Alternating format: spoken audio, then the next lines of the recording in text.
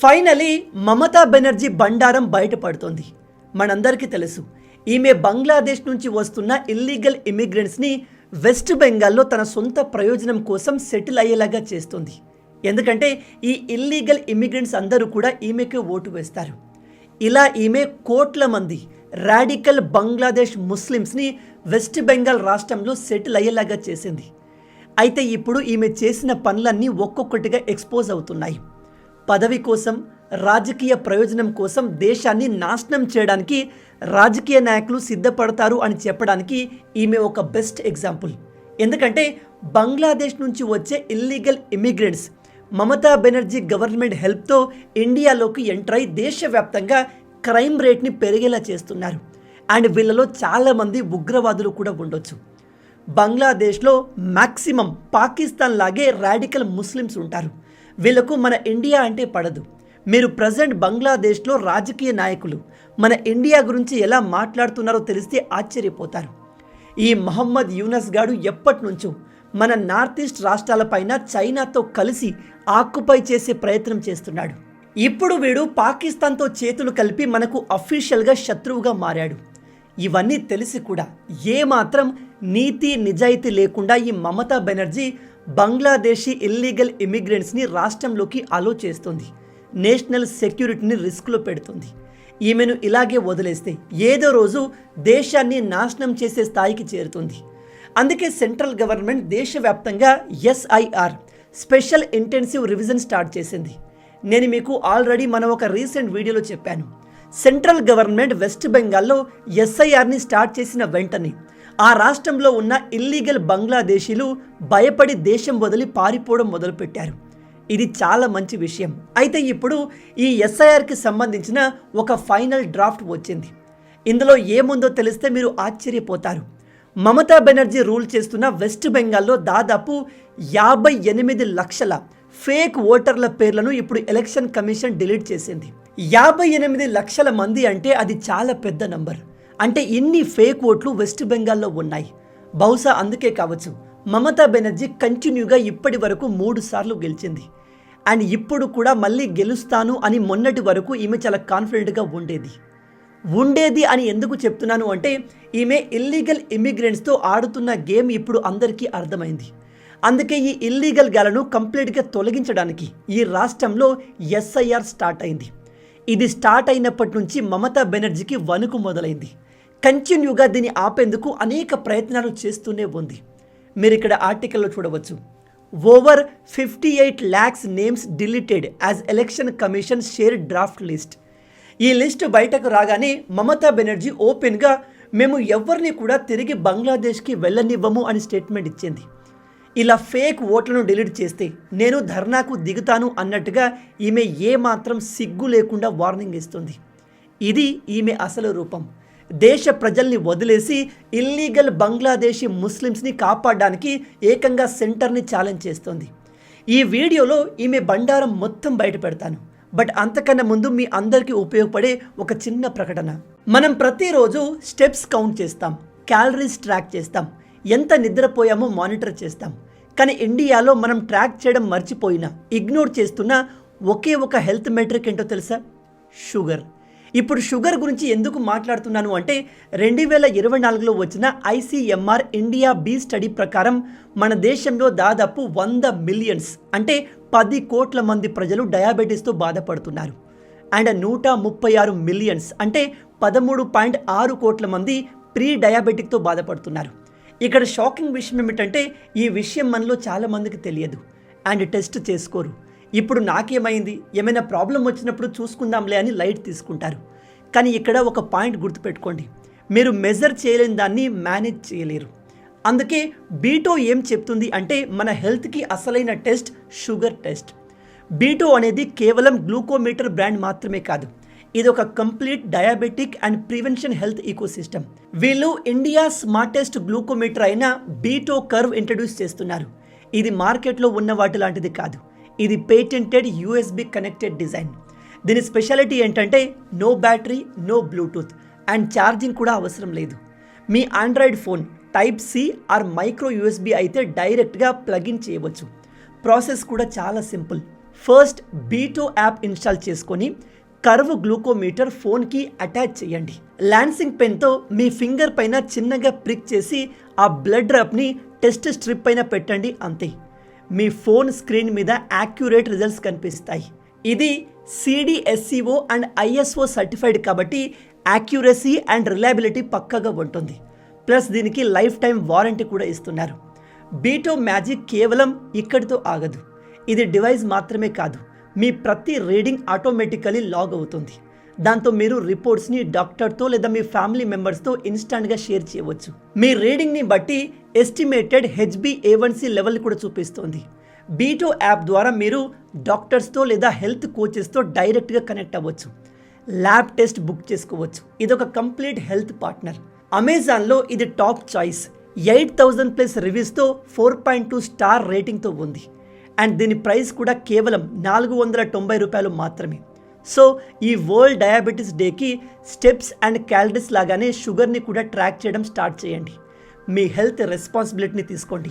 ఈ గ్లూకోమీటర్కి సంబంధించిన లింక్ని కింద డిస్క్రిప్షన్లో అలాగే కమెంట్లో పిన్ చేశాను, వెళ్ళి ఆర్డర్ చేసుకోండి. ఫస్ట్ ఆఫ్ ఆల్ అసలు ఎగ్జాక్ట్గా ఏం జరిగిందో తెలుసుకుందాం.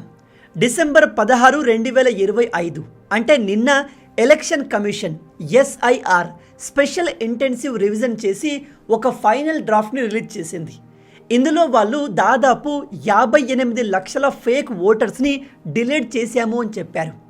ఇన్ని ఫేక్ ఓటర్ని డిలీట్ చేయడం భారత చరిత్రలో ఇదే మొదటిసారి కావచ్చు. By the way, next year మార్చ్లో వెస్ట్ బెంగాల్లో అసెంబ్లీ ఎలక్షన్ జరగబోతున్నాయి. అందుకే ఎలక్షన్స్కి ముందు ఎలక్షన్ కమిషన్ ఈ రాష్ట్రంలో ఉన్న ఫేక్ ఓటర్లను తొలగించేందుకు SIRని కండక్ట్ చేశారు. మీలో తెలియని వాళ్ళకి చెప్తున్నాను, SIR అంటే అందులో ఎలిజిబిలిటీ లేని ఓటర్స్ల పేర్లను డిలీట్ చేస్తారు. అలాగే డూప్లికేట్ ఎంట్రీస్ని డిలీట్ చేస్తారు. అంటే కొంతమంది దగ్గర 2-3 ఓటర్ ఐడి కార్డులు కూడా ఉంటాయి, వాటిని డిలీట్ చేస్తారు. అలాగే ఏదైనా ఓటర్ ఐడి కార్డులో మిస్టేక్స్ ఉన్నా, అవుట్డేటెడ్గా ఉన్నా వాటిని డిలీట్ చేస్తారు. మొత్తంగా ఇల్లీగల్, ఫేక్, డూప్లికేట్ ఓటర్స్ని లిస్ట్ నుంచి డిలీట్ చేస్తారు. ఇది ఎందుకు అంటే ఎలక్షన్స్ ఫ్రీ, ఫెయిర్ అండ్ ట్రాన్స్పరెంట్గా జరగడానికి చేసే ప్రక్రియ. ఇది ఇల్లీగల్ కాదు. అన్ని రాష్ట్రాల్లో ఇది జరగాలి, దేశం మొత్తంలో జరగాలి. లేకపోతే ఎలక్షన్ జరిగిన తర్వాత ఓడిపోయిన వాళ్ళు ఈ విధంగా ముందుకు వచ్చి ఫేక్ ఓట్లు పడ్డాయి, ఓట్ చోరీ జరిగింది అంటూ రకరకాల స్టోరీస్ చెప్పి ప్రజల్ని మభ్యపెట్టే ప్రయత్నం చేస్తారు. విచిత్రం ఏమిటంటే ఇలాంటి ఓట్ చోరీ, ఎలక్షన్ ఫ్రాడ్ జరగకుండా ఉండాలి అంటే SIR అనేది దేశం మొత్తంలో అన్ని రాష్ట్రాల్లో జరగాలి. కానీ ఓట్ చోరీ అంటూ ప్రభుత్వం పైన అలిగేషన్ వేసే వీళ్ళే SIR జరగకూడదు అంటూ ధర్నాలు చేస్తున్నారు. మొన్న బీహార్ ఎలక్షన్లో అలాగే జరిగింది. అపోజిషన్ పార్టీలు ఆ రాష్ట్రంలో SIR జరగకూడదు అని గొడవ చేశారు. వన్స్ వాళ్ళు ఎలక్షన్లో ఓడిపోయిన తర్వాత ఓట్ చోరీ జరిగింది అని చెప్తున్నారు. ఎనీవే, ఇవన్నీ ఓడిపోయిన వాళ్ళు చేసే డ్రామాలు, చెప్పే కథలే. ఈ SIRలో చాలా కేర్ఫుల్గా ఓటర్ లిస్ట్ని వెరిఫై చేస్తారు. ఓటర్ల ఇంటికి వెళ్తారు, ఫిజికల్గా వెరిఫై చేస్తారు. బూత్ లెవెల్లో ఆఫీసర్స్ వీటిని లోకల్ లెవెల్లో కండక్ట్ చేస్తారు. ఇక వెస్ట్ బెంగాల్లో 58 లక్షల ఫేక్ ఓట్స్ ఏ విధంగా దొరికాయి అంటే ఇందులో డిఫరెంట్ కేటగిరీస్ ఉన్నాయి. నెంబర్ 1, చనిపోయిన వాళ్ళ పేర్లు కూడా ఇంకా లిస్ట్లో ఉన్నాయి, వాటిని తొలగించారు. నెంబర్ 2, కొంతమంది వెస్ట్ బెంగాల్ నుంచి ఇతర దేశాలకు, రాష్ట్రాలకు పర్మనెంట్గా మైగ్రేట్ అయిపోయారు. వాళ్ళ పేర్లు ఇప్పటికీ ఈ ఓటర్ లిస్ట్లో ఉన్నాయి, వాటిని తొలగించారు. నెంబర్ 3, కొంతమంది పేర్లు మల్టిపుల్ టైమ్స్ ఉన్నాయి, దీన్నే డూప్లికేట్ రిజిస్ట్రేషన్స్ అంటారు. అలాంటి వాటిని కూడా తొలగించేశారు. నెంబర్ 4, కొంతమంది పేర్లు ఉన్నాయి కానీ వాళ్ళ అడ్రస్ కానీ డీటెయిల్స్ కానీ ఎక్కడా లేవు. కొన్నిట్లో అడ్రస్ ఉన్నప్పటికీ వాళ్ళ ప్లేస్కి వెళ్తే ఆ నేమ్తో అక్కడ ఎవరు ఉండట్లేదు, వాటిని కూడా తొలగించేశారు.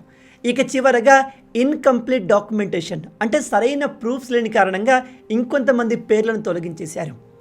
ఏ కేటగిరీలో ఎన్ని పేర్లు తొలగించారు అనే విషయానికి వస్తే చనిపోయిన వాళ్ళ పేర్లతో వెస్ట్ బెంగాల్లో దాదాపు 24 లక్షల ఓటర్ ఐడి కార్డులు ఉన్నాయి. మొన్నటి వరకు ఇవి యాక్టివ్గా ఉన్నాయి. అంటే ఇది చాలా పెద్ద ప్రాబ్లం. వీళ్ళు ఎలాగో లేరు కాబట్టి పవర్లో ఉన్న పార్టీ వీళ్ళ ఓట్లను ఇల్లీగల్గా యూజ్ చేసుకోవచ్చు. బహుశా మమతా బెనర్జీ వీటి ద్వారా బెనిఫిట్ అయి ఉంటుంది. నెంబర్ 2, వెస్ట్ బెంగాల్ నుంచి పర్మనెంట్గా వేరే ప్రాంతాలకు మైగ్రేట్ అయిన వాళ్ళ నేమ్స్ దాదాపు 19 లక్షల వరకు ఉన్నాయి. అంటే వీళ్ళు ఎన్నటికీ వెస్ట్ బెంగాల్లో ఓట్లు వేయడానికి రారు. దీన్ని కూడా పవర్లో ఉన్న పార్టీ ఇల్లీగల్గా యూజ్ చేసుకుంటుంది. నెంబర్ 3, మిస్సింగ్ అండ్ అన్ట్రేసబుల్ నేమ్స్తో దాదాపు 12,20,000 వరకు ఉన్నాయి. నెంబర్ 4, డూప్లికేట్ ఓట్లు దాదాపు 138,000 వరకు ఉన్నాయి. ఇంకా ఇతర కారణాల వల్ల 57,000 ఓట్లను తొలగించారు. వీటన్నిటిని కలిపితే ఓవరాల్గా 58,20,899 ఫేక్ నేమ్స్ని ఎలక్షన్ కమిషన్ తొలగించింది. 58 లక్షల పేర్లు అంటే ఇది వెస్ట్ బెంగాల్లో ఉన్న మొత్తం ఓటర్ లిస్టులో దాదాపు 10%. ఇదంతా బయట పబ్లిక్గా వచ్చిన వెంటనే మమతా బెనర్జీ రంగంలోకి దిగింది. ఎందుకంటే ఇన్ని రోజులు బహుశా ఈమె ఈ ఫేక్ ఓట్స్తో బెనిఫిట్ అవుతుంది కావచ్చు. అందుకే సడన్గా ఈ ఓట్లన్నిటిని తొలగించేసరికి ఈమె డైరెక్ట్గా సెంట్రల్ గవర్నమెంట్ పైన అటాక్ చేయడం మొదలుపెట్టింది. మీరు ఇక్కడ ఆర్టికల్లో చూడవచ్చు, no one will have to go to Bangladesh. West బెంగాల్లో ఉంటున్న ఎవరు కూడా బంగ్లాదేశ్కి వెళ్లాల్సిన అవసరం లేదు, మేము వాళ్లకు తోడుగా ఉంటాం, సపోర్ట్ చేస్తాము. ఇదంతా కూడా సెంట్రల్ గవర్నమెంట్ చేస్తున్న కుట్ర అని చెప్తుంది. ఈ స్టేట్మెంట్ని చూస్తే మనకు క్లియర్గా అర్థమవుతుంది ఈమె ఇల్లీగల్ బంగ్లాదేశ్ ముస్లిం ఇమిగ్రెంట్స్ని కాపాడే ప్రయత్నం చేస్తుంది అని. ఒకసారి మీరే ఆలోచించండి, ఇండియాలో పుట్టి ఇండియాలో పెరిగిన వాళ్ళ దగ్గర, అసలైన భారతీయుల దగ్గర ప్రాపర్ డాక్యుమెంటేషన్ ఉంటుంది. వాళ్ళు బంగ్లాదేశ్కి వెళ్లాల్సిన అవసరమే లేదు. సెంట్రల్ గవర్నమెంట్ ఎస్ఐఆర్ఏ కాదు, ఇంకా ఏది చేసినా వాళ్ళకు ఎటువంటి ఎఫెక్ట్ ఉండదు. ఇక్కడ ఎఫెక్ట్ అయ్యేది కేవలం దొంగలు, దొంగదారిన మన ఇండియాలోకి వచ్చి సెటిల్ అయిన వాళ్ళు. ఇప్పుడు వాళ్ళను కాపాడడానికి ఈమె ఏకంగా సెంట్రల్ గవర్నమెంట్ని ఛాలెంజ్ చేస్తుంది. అలాగే ఈమె చెబుతుంది సెంట్రల్ గవర్నమెంట్ అనవసరంగా వెస్ట్ బెంగాల్ ప్రజల్ని భయపెడుతుంది. ఇదంతా కూడా ఎలక్షన్కి ముందు చేయాల్సిన అవసరం ఏంటి అని క్వశ్చన్ చేస్తుంది. ఇప్పుడు ఫేక్ ఓటర్లను ఐడెంటిఫై చేయడానికి ఎలక్షన్ ముందు ఎస్ఐఆర్ చేయడంలో తప్పేముంది? పైగా ఎలక్షన్కి ఇంకా చాలా టైం ఉంది, 5 నుంచి 6 నెలల సమయం ఉంది. అసలైన భారతీయులకు, జెన్యూన్ ఇండియన్స్కి ఈ ఎస్ఐఆర్తో ఎటువంటి భయం ఉండదు. కేవలం ఇల్లీగల్గాళ్ళు మాత్రమే భయపడతారు. కానీ ఈమె మాత్రం సెంట్రల్ గవర్నమెంట్ మా రాష్ట్ర ప్రజలందరినీ బెదిరిస్తుంది, వాళ్ళ నేమ్స్ని ఓటర్ ఐడి నుంచి తొలగించేస్తుంది, వెంటనే ఎస్ఐఆర్ని ఆపకపోతే ధర్నాకు దిగుతాను అని బెదిరిస్తుంది. దీన్ని బట్టి మీకు క్లియర్గా అర్థమై ఉండాలి, మమతా బెనర్జీలో భయం మొదలైంది. ఈమె ఇన్ని రోజులు వెస్ట్ బెంగాల్ రాష్ట్రాన్ని బంగ్లాదేశ్గా మార్చి ఎలక్షన్ గెలుస్తూ వచ్చింది. మీరు గమనించండి, దేశం మొత్తంలో ఏ రాష్ట్రంలో జరగని హింస వెస్ట్ బెంగాల్ ఎలక్షన్ టైంలో జరుగుతుంది. కొన్ని ప్రాంతాల్లో అయితే పోలింగ్ బూత్లను కంప్లీట్గా క్యాప్చర్ చేసుకున్న సందర్భాలు కూడా ఉన్నాయి. మొత్తంగా ఈమె అండర్లో వెస్ట్ బెంగాల్లో గూండాల రాజ్యం నడుస్తుంది. మీరు నమ్మరు, వెస్ట్ బెంగాల్లో బంగ్లాదేశ్ బార్డర్లో ఉన్న చాలా డిస్ట్రిక్ట్స్లో హిందువులు మెజారిటీ నుంచి కంప్లీట్ మైనారిటీకి పడిపోయారు. బంగ్లాదేశ్ నుంచి వచ్చిన లక్షల మంది ఇల్లీగల్ ముస్లింలు ఈ ప్రాంతంలో చేరి మమతా బెనర్జీ సపోర్ట్తో అక్కడే సెటిల్ అయిపోయి మెజారిటీగా మారారు.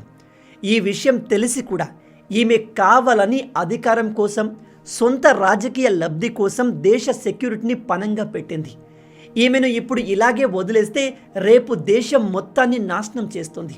మొత్తంగా ఎలక్షన్ కమిషన్ 58 లక్షల ఫేక్ పేర్లను ఓటర్ లిస్ట్ నుంచి తొలగించింది. అండ్ ఇది పర్మనెంట్ కాదు. ఒకవేళ ఎవరైనా జెన్యూన్ పర్సన్ నేమ్ రిమూవ్ అయితే వాళ్ళు వెంటనే ఆన్లైన్ ద్వారా లేదా లోకల్ ఎలక్టోరేట్ రిజిస్ట్రేషన్ ఆఫీస్కి వెళ్ళి ఒక ఫామ్ని సబ్మిట్ చేసి తమ ఐడెంటిటీని ప్రూవ్ చేసుకోగలిగితే వాళ్ళ పేర్లను మళ్ళీ లిస్ట్లో ఇంక్లూడ్ చేస్తారు. ఈ టైం 2026 ఫిబ్రవరి వరకు ఉంటుంది. ఇక్కడ సెంట్రల్ గవర్నమెంట్ ఏం ప్లాన్ చేసింది అంటే ఓటర్ లిస్ట్ మొత్తాన్ని రివిజన్ చేసి ఎవరైతే ఇల్లీగల్ ఇమిగ్రెంట్స్ దొరుకుతారో వాళ్ళను తీసుకెళ్లి డిటెన్షన్ సెంటర్లో పడేస్తున్నారు. ఈ భయంతోనే ఇల్లీగల్ బంగ్లాదేశ్ ముస్లింలు మన దేశం వదిలి పారిపోతున్నారు. కేంద్ర ప్రభుత్వం ఈ పనిని ఎప్పుడో చేయాల్సింది. ఆల్రెడీ కోట్ల మంది illegal immigrants including Pakistan, Nepal, Bangladesh, Myanmar వాళ్ళు మన దేశంలో సెటిల్ అయి ఉన్నారు. అట్లీస్ట్ ఇప్పుడైనా కేంద్ర ప్రభుత్వం వీళ్ళను తొలగించే ప్రయత్నం చేస్తున్నందుకు దీన్ని మనం సపోర్ట్ చేయాలి. సపోర్ట్ చేయడం వదిలేసి మమతా బెనర్జీ లాంటి లీడర్లు సొంత ప్రయోజనం కోసం దేశ సెక్యూరిటీని రిస్క్లో పెట్టి దీన్ని అపోజ్ చేస్తున్నారు. మొత్తంగా ఈ విధంగా ఎలక్షన్ కమిషన్ మమతా బెనర్జీ బండారం మొత్తాన్ని మెల్లమెల్లగా బయట పెడుతుంది. లేకుంటే వెస్ట్ బెంగాల్లో ఈమె అండర్లో జరుగుతున్న అకృత్యాలు, మహిళలపై జరుగుతున్న అటాక్లు చూసి కూడా ఈమెకు ప్రజలు ఎలా ఓట్లు వేస్తున్నారు అని దేశం మొత్తం ఆశ్చర్యపోయింది. కానీ ఇప్పుడు ఈమె సీక్రెట్ మొత్తం బయటపడుతుంది. ఈ వీడియో మొత్తం విన్నాక నెక్స్ట్ జరిగే ఎలక్షన్లో మమతా బెనర్జీ గెలుస్తుంది అని మీకు అనిపిస్తుందా?